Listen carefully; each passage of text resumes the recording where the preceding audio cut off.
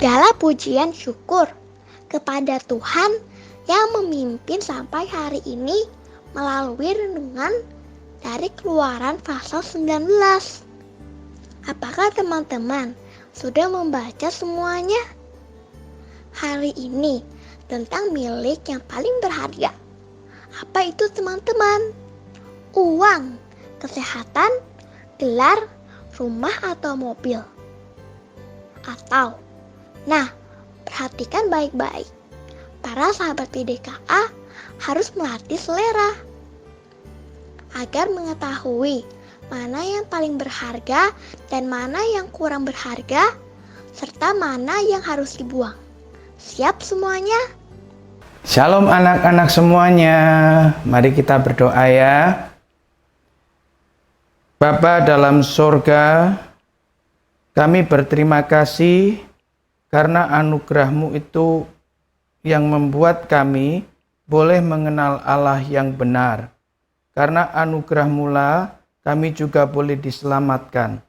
Tuhan, atas semua anugerah-Mu itu, kami mau belajar mengembalikan, membalas cinta kasih Tuhan dengan apa yang kami mampu, supaya Tuhan yang menguduskannya, dan itu menjadi hal yang layak di hadapan-Mu Tuhan. Tuhan, sebentar kami akan belajar kebenaran firman-Mu, tolonglah kami. Dalam nama Tuhan Yesus kami berdoa. Amin. Bangsa Israel dari Rafidim melanjutkan perjalanannya, tentunya tidak bisa langsung sampai ke satu tempat yang dituju namanya Sinai. Tetapi pada akhirnya seluruh rombongan bangsa Israel ini sampailah ke daerah di lereng Gunung Sinai. Itu masuk pada bulan yang ketiga. Ketika rombongan ini sampai di situ, maka Musa segera naik ke Gunung Sinai, dan di situ Tuhan sedang berfirman kepada Musa. Dan setelah Musa turun dari Gunung Sinai, menemui seluruh tua-tua Israel atau pemimpin-pemimpin Israel, Musa menyampaikan apa yang menjadi keinginan Tuhan. Musa mengatakan ucapan-ucapan yang diucapkan Tuhan kepadanya. Dia mengatakan bahwa kalau orang-orang Israel bisa keluar dari Mesir, itu karena diumpamakan orang-orang Israel itu sedang ditopang oleh Raja Wali. Keluar dari Mesir, dan kemana mereka harus menuju? Alkitab mencatat bahwa mereka harus menuju kepada Allah. Artinya mereka harus beribadah kepada Allah. Dan Allah juga mengucapkan bahwa kalau orang Israel ini mendengarkan perintah Tuhan dan memegang setiap janji Tuhan, maka Tuhan akan menjadikan orang Israel itu harta kesayangannya. Wah, luar biasa bukan? Harta kesayangan itu berarti akan terus diperhatikan dan dipelihara oleh Tuhan. Yang berikutnya, Tuhan akan menjadikan bangsa Israel satu kerajaan imam dan bangsa yang kudus. Anak-anak sekalian, kerajaan imam mempunyai pengertian bahwa orang-orang Israel sebenarnya yang menjadi keinginan Tuhan dijadikan orang-orang yang mendoakan seluruh orang-orang lain untuk mereka boleh mengenal Allah yang hidup, Allah yang dipercaya oleh orang Israel, dan mereka menjadi orang-orang yang diselamatkan juga oleh Allah Israel. Dan yang kedua, ketika disebut sebagai bangsa yang kudus, mereka ini bangsa yang dipisahkan dari bangsa-bangsa yang tidak mengenal Allah, supaya mereka menjadi umat yang hidupnya menyembah kepada Tuhan. Dan setelah itu, orang-orang Israel juga melalui perwakilan-perwakilan tua-tua itu menjawab, ya, mereka mau melakukan setiap perintah Tuhan. Yang perlu kita ketahui bahwa di dalam dunia ini tidak ada satu orang pun yang mampu melakukan setiap perintah Tuhan dengan sempurna atau dengan genap. maka satu-satunya pribadi atau satu-satunya orang yang mampu melakukan seluruh perintah daripada Allah, yaitu Yesus Kristus. Anak-anak sekalian, ketika orang Israel sudah menjawab ya, maka Musa memberitahukan hal itu kepada Tuhan. Dan Musa kembali naik ke Gunung Sinai.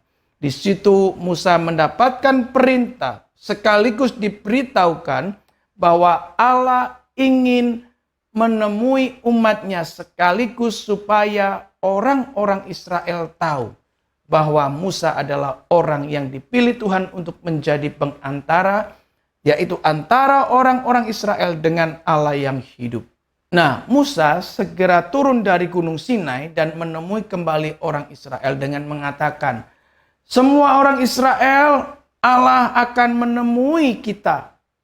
Tetapi ada caranya, bahwa kalian semua harus mencuci pakaian kalian. Kalian juga harus menguduskan diri.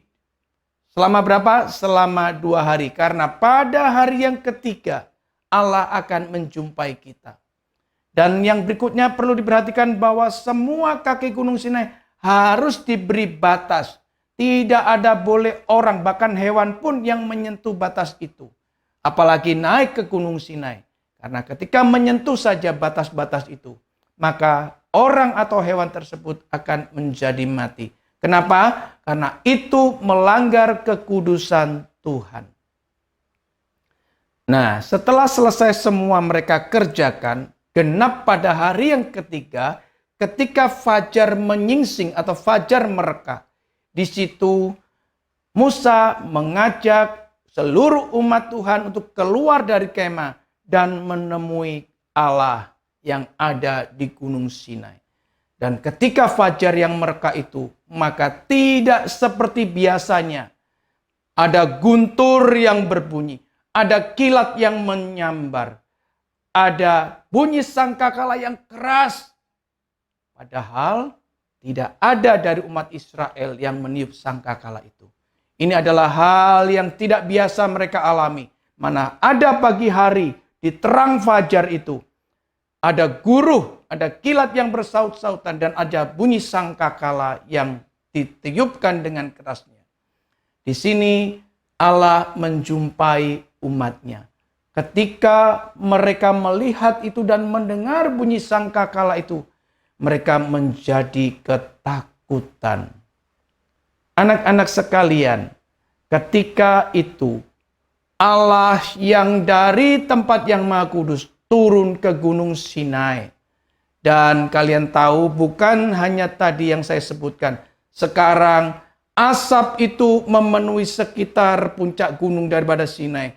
Karena Allah sedang menjumpai umatnya dalam api yang menyala. Di situ semakin menjadi takut orang-orang Israel kepada Allah yang sedang hadir. Dan Musa sedang bercakap-cakap dengan Allah yang hidup.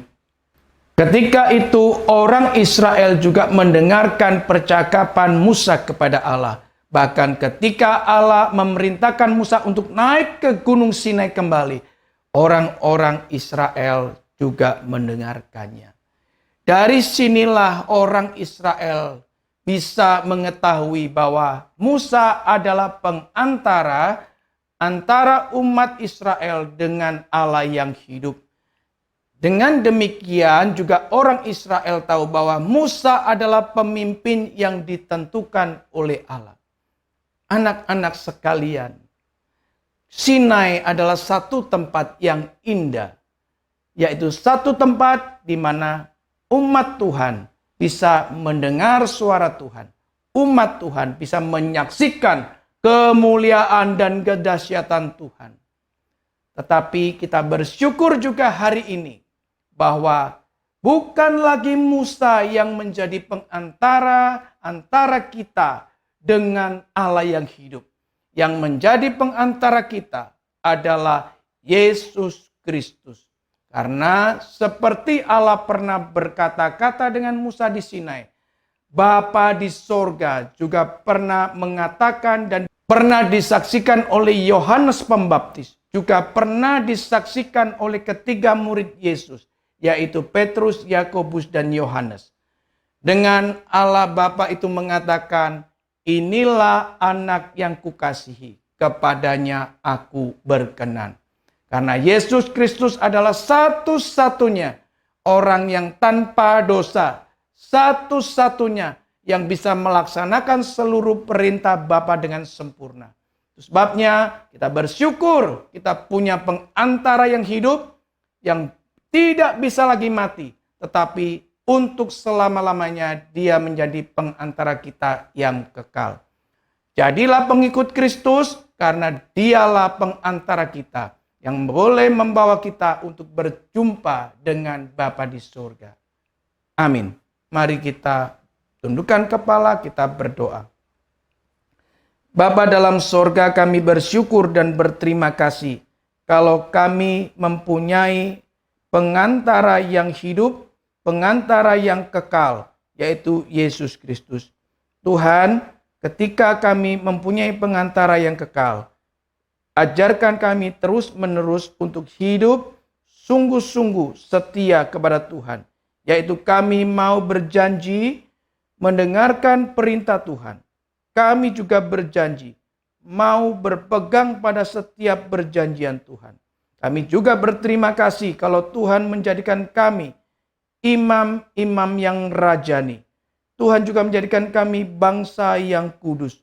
Tuhan, ajarkan kami untuk menjadi pendoa-pendoa syafaat, baik untuk saudara-saudara seiman kami, maupun orang-orang yang belum mengenal Tuhan, sehingga mereka boleh menerima Yesus Kristus sebagai Tuhan dan Juru Selamat.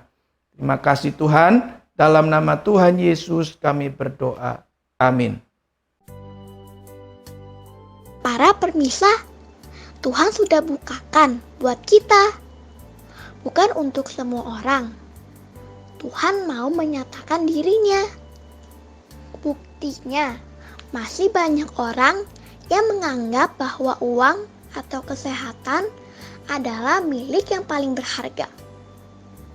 Bagi kita firman itu adalah milik yang paling berharga. Dia telah datang dalam diri Tuhan Yesus Kristus.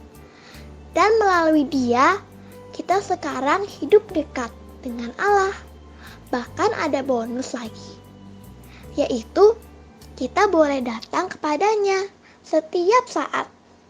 Wah, wah, wah, double berkat. Menghadap raja aja ada protokolnya. Tapi menghadap Tuhan, raja di atas segala raja, bisa setiap saat. Kok bisa? Besok para permisa lanjutkan baca dari Keluaran pasal 20.